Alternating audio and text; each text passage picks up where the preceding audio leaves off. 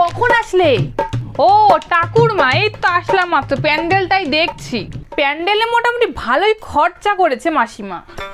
সেবা করেছে, চলো গিফটটা দিয়ে আসি, তারপর স্টলের খাবারগুলোও তো খেতে হবে। হ্যাঁ চলো।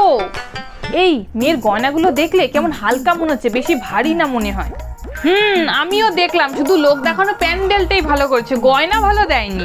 যা বলেছ, আর শাড়িটা দেখলে কেমন ফেরফেরা কাপড়ে, বেশি দাম না মনে হয় 1-2 হাজার। হ্যাঁ আমি তো দেখেই বুঝেছি, আর মাসিমাকে দেখো নিজেই ফ্যাশন করে ঘুরে বেড়াচ্ছে, মেয়েকে আর কি দেখবে। আচ্ছা চলো খেয়ে আসি, পরে যদি খাবার শেষ হয়ে যায়। হ্যাঁ চলো চলো। কি গো দিদি, কেমন খেলে? আর বলো না, আগে খেতে বসলাম যাতে পরে ঠান্ডা খাবার খেতে না। ইস, ডালটা কি ঠান্ডা, একদম বরফ। ডাল কাতলা মাছটাতে একদম ঠান্ডা, কেমন একটা গন্ধ।